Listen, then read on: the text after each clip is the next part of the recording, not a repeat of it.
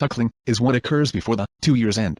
If the infant is suckled only after 2 years of age, then no tareem will be established. At Tirmizi underchapter, suckling establishes tareem within the first 2 years, reported that Sulaiman narrated that Allah subhanahu wa ta'ala's messenger said, suckling establishes tareem if it is on the breast, and before fitum, before weaning, that is, before the end of the first 2 years. At Tirmizi said, this hadith is Hasan Sahih. The majority of the people of knowledge among the companions of Allah subhanahu wa ta'ala's messenger and others acted upon this, that is, that suckling establishes tareem, prohibition, in marriage, before the end of the 2 years, and that whatever occurs after that does not establish tareem. At-Tirmizi is alone in recording this hadith, and the narrators in its chain meet the criteria of the Sahihain. 188 The Prophet's statement, on the breast, refers to the organ of suckling before the 2 years. Imam Ahmad reported a hadith in which Al-Bara bin Azib narrated, when Ibrahim, the Prophet's son, died, the Prophet said, my son has died on the breast and he has someone to suckle him in paradise. Furthermore, Ad-Darqutni related that Ibn Abbas said, that Allah subhanahu wa ta'ala's messenger said, suckling establishes tareem only within the first 2 years. Imam Malik reported this hadith from Thor bin Zayd, who narrated that Ibn Abbas related it to the Prophet. Ad-Darawardi reported this hadith from Thor, who narrated it from Ikrimah, who narrated it from Ibn Abbas. In this narration, which is more authentic, he added, whatever occurs after the 2 years is not considered suckling beyond the 2 years. It is reported in the Sahih that Aisha thought that if a woman gives her milk to an older person, meaning beyond the age of 2 years, then this will establish tareem. 189 This is also the opinion of Atta bin Abu Rabah and Layth bin Sa'd. Hence, Aisha thought that it is permissible to suckle the man whom the woman needs to be allowed in her house. She used as evidence the hadith of Salam, the freed slave of Abu Hudayfa, where the Prophet ordered Abu Hudayfa's wife to give some of her milk to Salam, although he was a man, and ever since then, he used to enter her house freely. However, the rest of the Prophet's wives did not agree with this opinion and thought that this was only a special case. This is also the opinion of the majority of the scholars. Suckling for monetary compensation. Allah subhanahu wa ta'ala said, but the father of the child shall bear the cost of the mother's food and clothing on a reasonable basis. Meaning, the father of the baby is obliged to provide for the expenses of the mother and to buy her clothes, in reasonable amounts usually used by similar women in that area, without extravagance or stinginess. The father spends within his means in this case. Allah subhanahu wa ta'ala said in another ayah. 190. Let the rich man spend according to his means. And the man whose resources are restricted, let him spend according to what Allah subhanahu wa ta'ala has given him. Allah subhanahu wa ta'ala puts no burden on any person beyond what he has given him. Allah subhanahu wa ta'ala will grant after hardship, ease. 65-7. Ad-Dawud commented, if the husband divorces his wife, with whom he had a child, and she suckles that child, he is required to provide for the mother's expenses and clothes within reason. 191. No person shall have a burden laid on him greater than he can bear. No darar, harm, or dire, revenge. Allah subhanahu wa ta'ala said, no mother shall be treated unfairly on account of her child. Meaning, the mother should not decline to rear her child to harm its father. The mother does not have the right to refrain from suckling the child after giving birth, unless she suckles him or the milk that is necessary for his or her survival. Later on, she is allowed to give up custody of the child, as long as she does not do that intending to harm the father. In addition, the father is not allowed to take the child from his mother to harm the mother. This is why Allah subhanahu wa ta'ala said, nor father on account of his child. Meaning, by taking the child from its mother, intending to harm the mother. This is the tafsir of Mujahid, Qatada, Ad-Dawud, Izri, As-Sudi, Al-Thawri and Ibn Zayd, and others on this ayah. Allah subhanahu wa ta'ala then said, 192. And on the father's heir is incumbent the like of that which was incumbent on the father.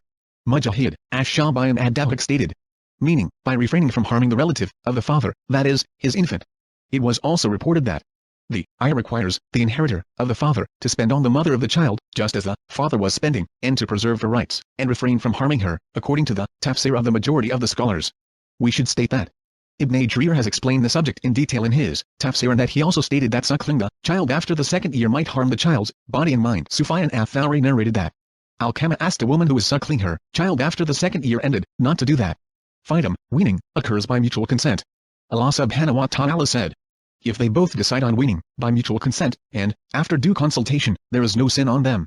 This ayah indicates that if the father and the mother decide on the fitum, weaning, before the 2 years of suckling, and for a benefit that they duly discuss and agree upon, then there is no sin in this case. So, the ayah indicates that one parent is not allowed to make this kind of decision without duly consulting the other parent, as stated by Al-Thawri. The method of mutual consultation protects the child's interests. It is also a mercy from Allah subhanahu wa ta'ala to his servants, for he has legislated the best method for parents to rear their children, and his legislation guides and directs the parents and the children to success. Similarly, Allah subhanahu wa ta'ala said in Surah At-Talaq, Then if they give suck to the children for you, give them their due payment, and let each of you accept the advice of the other, in a just way. But if you make difficulties for one another, then some other woman may give suck for him, the father of the child. 65:6. Allah subhanahu wa ta'ala then said, and if you decide on a foster suckling mother for your children, there is no sin on you, provided you pay the mother what you agreed to give her, on a reasonable basis. Meaning, if the mother and the father both agree that the father assumes custody of the child due 193 to a circumstance that compels or allows him to do so, then there is no sin in this case. Hence, the mother is allowed to give up the child, and the father is allowed to assume custody of the child. The father should kindly give the mother her expenses for the previous period, during which she reared and suckled the child, and he should seek other women to suckle his child for monetary compensation. Thereafter, Allah subhanahu wa ta'ala said, and fear Allah subhanahu wa ta'ala. Meaning, in all of your affairs. 194. And know that Allah subhanahu wa ta'ala is all-seer of what you do. Meaning, none of your affairs or speech escapes His perfect watch. 234 And those of you who die and leave wives behind them, they, the wives, shall wait, as regards their marriage, for 4 months and 10 days, then when they have fulfilled their term, there is no sin on you if they, the wives, dispose of themselves in a just and honorable manner, that is, they can marry. And Allah subhanahu wa ta'ala is well acquainted with what you do. The waiting period of the widow. Allah subhanahu wa ta'ala says, and those of you who die and leave wives behind them, they, the wives, shall wait, as regards their marriage, for 4 months and 10 days. This ayah contains a command from Allah subhanahu wa ta'ala to the wives whose husbands die, that they should observe a period of 4 months and 10 nights, including the cases where the marriage was consummated or otherwise, according to the consensus of the scholars. The proof that this ruling includes the case where the marriage was not consummated is included in the general meaning of the ayah. In a narration recorded by Imam Ahmad and the compilers of the Sunan, which at-Tirmizi graded Sahih, Ibn Masud was asked about a man who married a woman, but he died before consummating the marriage. He also did not appoint a mahr, dowry, for her. They kept asking Ibn Masud about this subject until he said, I shall give you my own opinion, and if it is correct then it is from Allah subhanahu wa ta'ala, while if it is wrong it is because of my error and because of the evil efforts of Satan. In this case, Allah subhanahu wa ta'ala and His Messenger are innocent of my opinion. She has her full mahr. 195 In another narration, Ibn Masud said, she has a similar mahr to that of the women of her status, without stinginess or extravagance. He then continued, she has to spend the ida, and has right to the inheritance. Maqil bin Yasir Ashta'i then stood up and said, I heard Allah subhanahu wa ta'ala's messenger issue a similar judgment for the benefit of Barwad and Washik. Abdullah bin Masud became very delighted upon hearing this statement.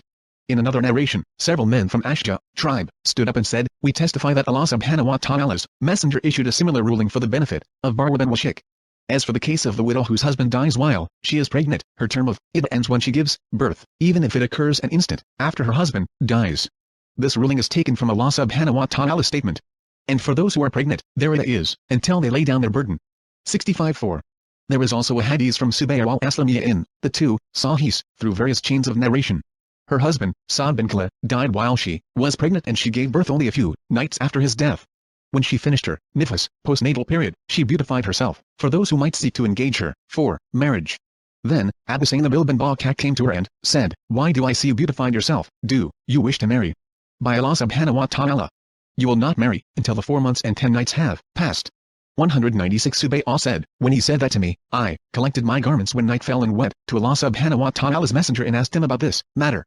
He said that my iddah had finished when I gave birth and allowed me to get married if I wished. The wisdom behind legislating the iddah. Sayyid bin Musa ibn Abu al-Aliyah stated that the wisdom behind making the iddah of the widow 4 months and 10 nights is that the womb might contain a fetus. When the woman waits for this period, it will become evident if she is pregnant. Similarly, there is a hadith in the 2 Sahihs narrated by Ibn Masud stating 197. The creation of a human being is put together in the womb of his mother in 40 days in the form of a seed, and next he becomes a clot of thick blood for a similar period, and next a morsel of flesh for a similar period. Then, Allah subhanahu wa ta'ala sends an angel who is ordered to breathe life unto the fetus. So, these are 4 months and 10 more days to be sure, as some months are less than 30 days, and the fetus will then start to show signs of life after the soul has been breathed into it. Allah subhanahu wa ta'ala knows best. The iddah of the slave mother whose master dies. We should state here that the iddah of the slave mother is the same in the case of death as the iddah of the free woman. Imam Ahmad reported that Amr bin Olive said, do not confuse the sunnah of our Prophet for us. The iddah of the mother, who is also a servant, when her master dies, is 4 months and 10 nights.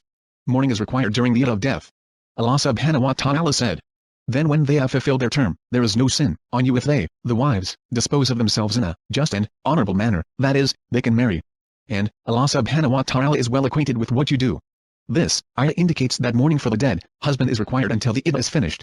It is also reported in the two Sahihs that Habiba and Zainab bin Jahsh narrated that Allah subhanahu wa ta'ala's messenger said, "It is not lawful for a woman who believes in Allah subhanahu wa ta'ala and the last day to mourn for more than 3 days for any dead person except her husband, for whom she mourns for 4 months and 10 days. It is reported in the two Sahihs that Salama said that a woman says, "O Messenger of Allah subhanahu wa ta'ala, my daughter's husband died and she is complaining about her eye, should we administer her eye?" He said, "No," several times upon repeating this question. 198 He then said, "It is 4 months and 10 nights.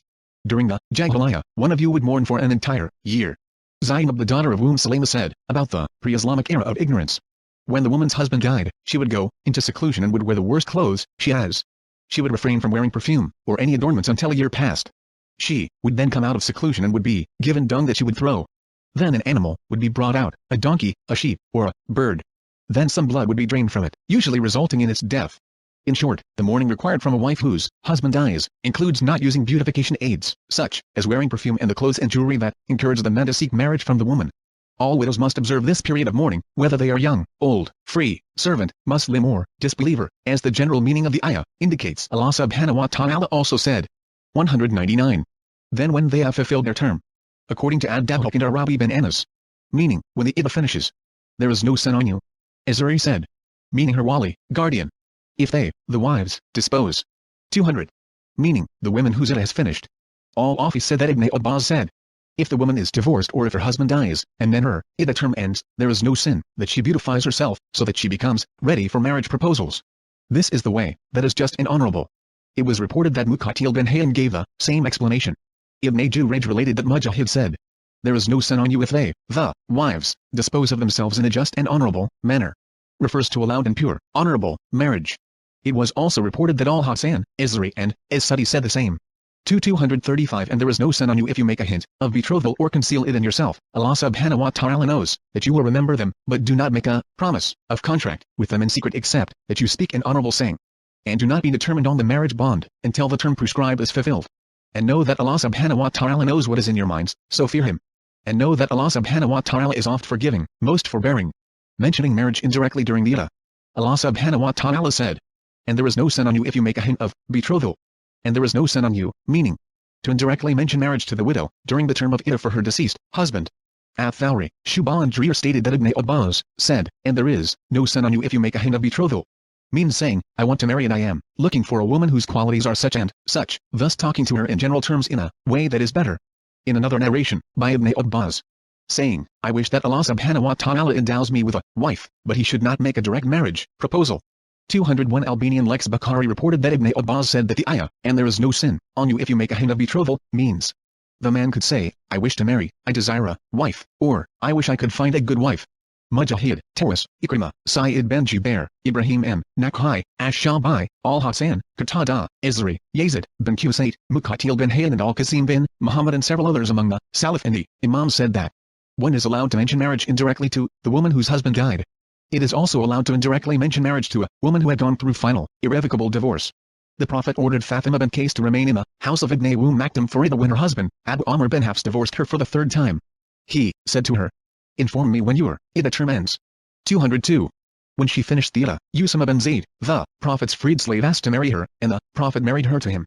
As for the divorced wife, not irrevocably divorced, there is no disagreement that it is not allowed for other than her husband to mention marriage proposals to her, directly or indirectly, before the iddah finishes. Allah subhanahu wa ta'ala knows best. Allah subhanahu wa ta'ala said, or conceal it in yourself. Meaning, if you have the intention of seeking marriage with them. Similarly, Allah subhanahu wa ta'ala said, and your Lord knows what their breasts conceal, and what they reveal. 2869. While I am all aware of what you conceal and what you reveal. 61. So, Allah subhanahu wa ta'ala said here. 203. Allah subhanahu wa ta'ala knows that you will remember them. Meaning, in your hearts, so He made it easy for you. Allah subhanahu wa ta'ala then said, but do not make a promise of contract with them in secret. Ali bin Abi Talib reported that Ibn Abbas said that the ayah means, do not say to her, I am in love with you, or promise me you will not marry someone else after the iddah finishes. And so forth. Sa'id bin Jubair, Ash-Shabi, Ikrimah, Ad-Duha, Ad-Dabhak, Izri, Mujahid and Ath-Thawri said that it, meaning of the ayah, means taking the woman's promise not to marry someone else.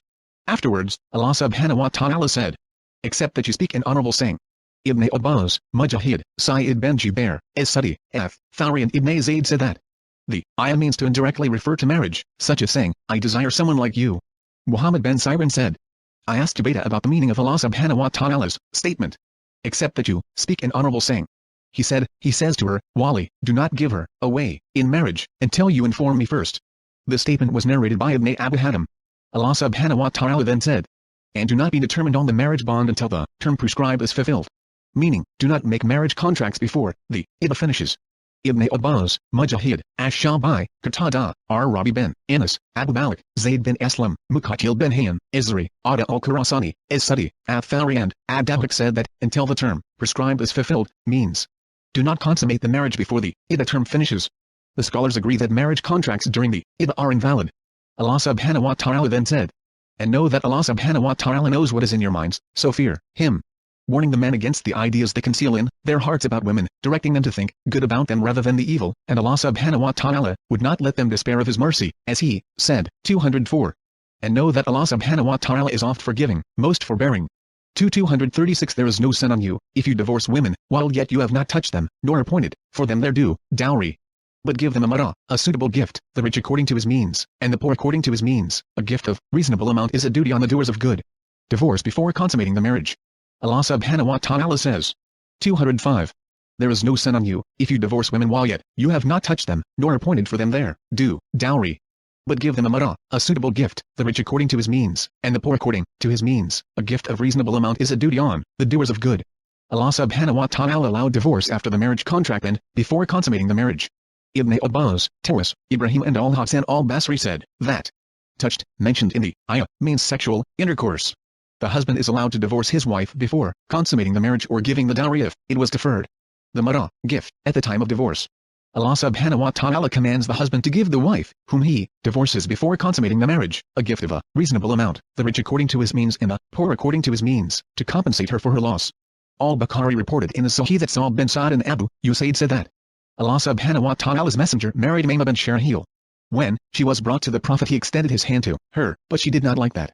The Prophet then ordered Abu Usaid to provide provisions for her along with a gift of 2 garments. 237 And if you divorce them before you have had a sexual relation with them, and you have appointed for them their due dowry, then pay half of that, unless they, the women, agree to remit it, or he, the husband, in whose hands is the marriage tie, agrees to remit it. And to remit is nearer to at-taqwa, piety, righteousness. And do not forget liberality between yourselves. Truly, Allah subhanahu wa ta'ala is all-seer of what you do. 206 The wife gets half of her mar if she is divorced before the marriage is consummated. Allah subhanahu wa ta'ala says, and if you divorce them before you have had a sexual relation with them, and you have appointed for them their due dowry, then pay half of that. This honorable ayah is not a continuation of the marah, gift, that was mentioned in the previous ayah, that is, divorce before the marriage is consummated. This ayah requires the husband to relinquish half of the appointed mar if he divorces his wife before the marriage is consummated. If it was discussing any other type of gift, then it would have been mentioned that way, especially when this ayah follows the previous ayah related to this subject. Allah subhanahu wa ta'ala knows best. Giving away half of the bridal money in this case is the agreed practice according to the scholars. So, the husband pays half of the appointed mar if he divorces his wife before consummating the marriage. Allah subhanahu wa ta'ala then said. 207. Unless they, the women, agree to remit it. Meaning, the wife forfeits the dowry and relieves the husband from further financial responsibility. As-Suddi said that Abu Salim mentioned that Ibn Abbas commented on Allah subhanahu wa ta'ala's statement. Unless the wife forfeits her right. Furthermore, Imam Abu Muhammad bin Abu Hatim said that it was reported that Shurayh, Sa'id bin Musayyib, Ikrimah, Mujahid, Ash-Shabi, al-Hasan, Nafi, Qatada, Jabir bin Zayd, Ada al-Khurasani, Ad-Dawak, Izri, Muqatil, bin Hayyan, Ibn Sirin, Rabi bin Anas and As-Suddi said similarly. Allah subhanahu wa ta'ala then said, or he, the husband, in whose hands is the marriage tie, agrees to remit it. Ibn Abu Hatim reported that Amr bin Shu'aib said that his grandfather narrated that the Prophet said. 208. The husband is he who has the marriage tie. Ibn Marduya also reported this hadith, and it is the view chosen by Ibn Jarir.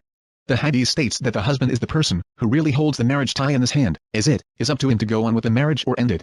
On the other hand, the wali of the wife is not allowed to give away any of her rightful dues without her permission, especially the dowry. Allah subhanahu wa ta'ala then stated, and to remit it is nearer to at-taqwa, piety, righteousness. Ibn Jarir said.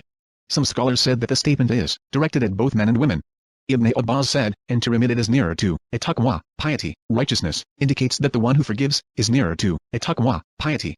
A similar statement was made by Ash-Shabi and several other scholars. Mujahid, An-Nakhai, Ad-Dabhak, Muqatil ben Hayyan, R. Rabi ben Anas and Fawri stated that liberality mentioned in the ayah refers to the woman giving away her half, mar, or the man giving away the full mar. This is why Allah subhanahu wa ta'ala said, here. And do not forget liberality between yourselves. Meaning, kindness, or generosity, as Sa'id has stated. Allah subhanahu wa ta'ala said, truly, Allah subhanahu wa ta'ala is all-seer of what you do. Meaning, none of your affairs ever escapes His perfect watch, and He will reward each according to his deeds. 238 Guard strictly, 5 obligatory, as salawat, the prayers, especially the middle salah. And stand before Allah subhanahu wa ta'ala with obedience.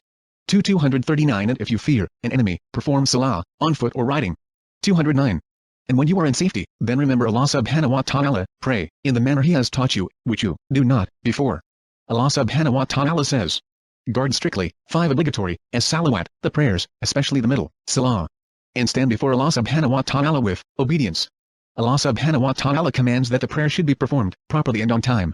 It is reported in the 2 Sahihs that Ibn Masud said, I asked the Prophet, which deed is the dearest to Allah subhanahu wa ta'ala? He replied, 210.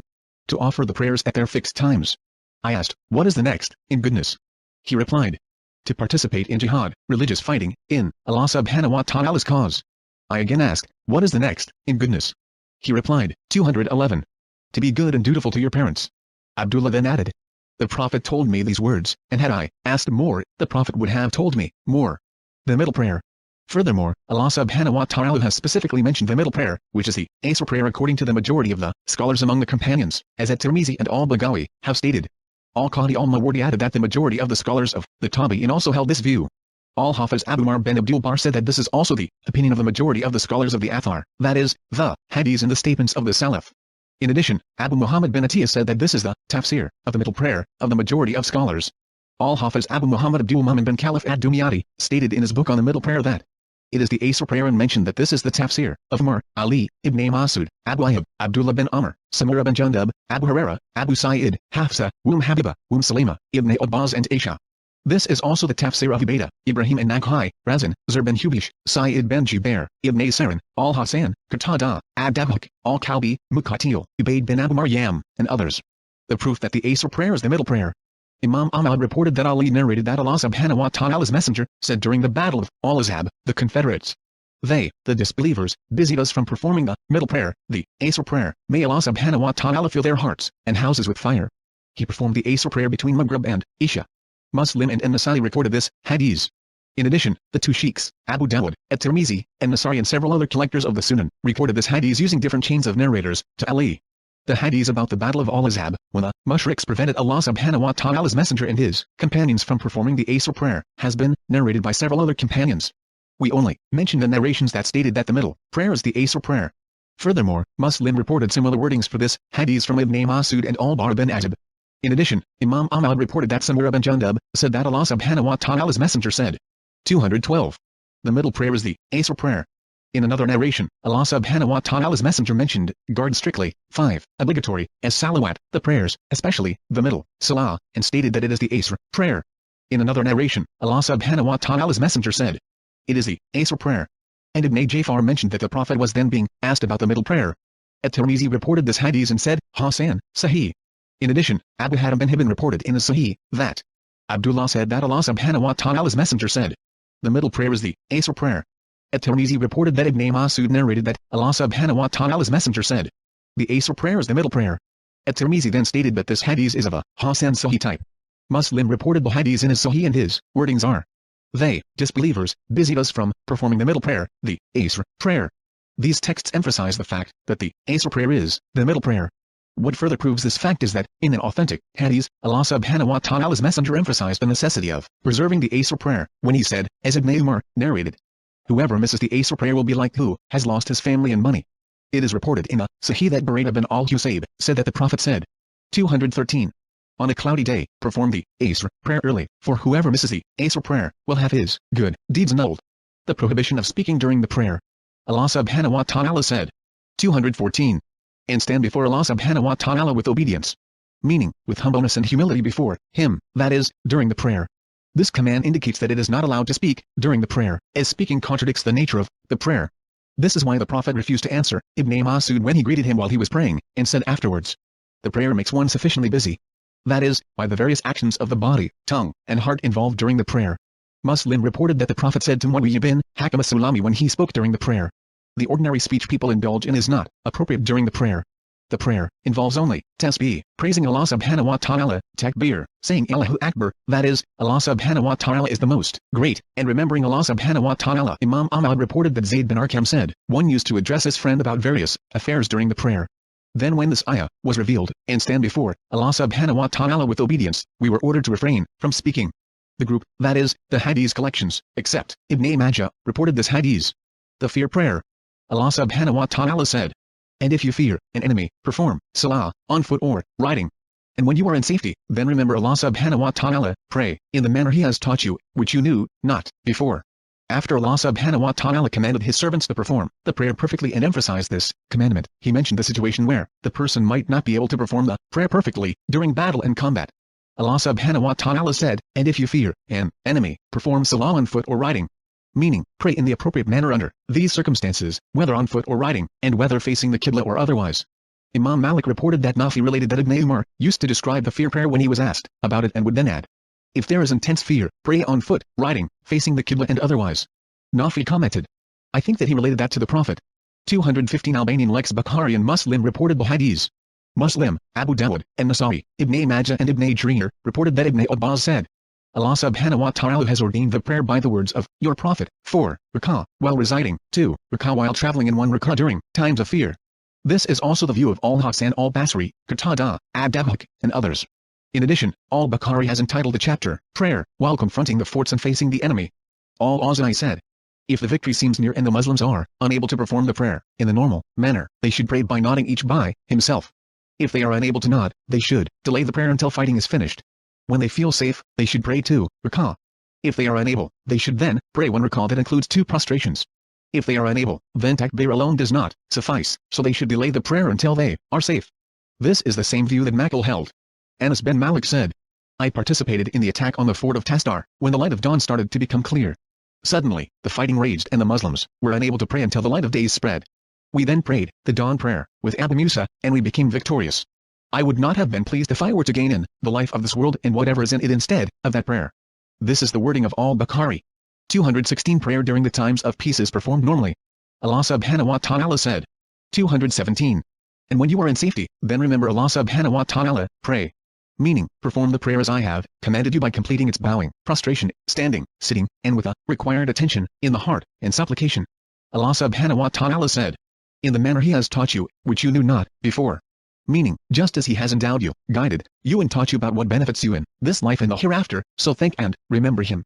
Similarly, Allah subhanahu wa ta'ala said after He mentioned the prayer of fear. But when you are free from danger, perform as-salah.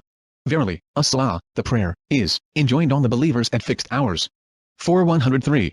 We will mention the hadiths about the prayer of fear, and its description in Surah An-Nisa while mentioning Allah subhanahu wa ta'ala's statement. When you, O Messenger Muhammad, are among them, and lead them in as-salah, the prayer. 4:102.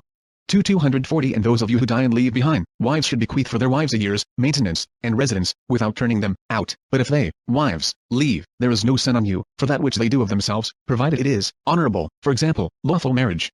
And Allah subhanahu wa ta'ala is almighty, all-wise. 2:241 And for divorced women, maintenance should be provided, on reasonable scale. This is a duty on all Muddakin, the pious. 2:242 Thus Allah subhanahu wa ta'ala makes clear His ayah, laws, to you, in order that you may understand. Ayah 2:240 was abrogated. Allah subhanahu wa ta'ala said, and those of you who die and leave behind wives should bequeath for their wives a year's maintenance and residence, without turning them out. But if they, wives, 218 leave, there is no sin on you for that which they do of themselves, provided it is honorable, for example, lawful marriage. And Allah subhanahu wa ta'ala is almighty, all-wise. The majority of the scholars said that this ayah 2:240 was abrogated by the ayah 2:234, what Allah subhanahu wa ta'ala said.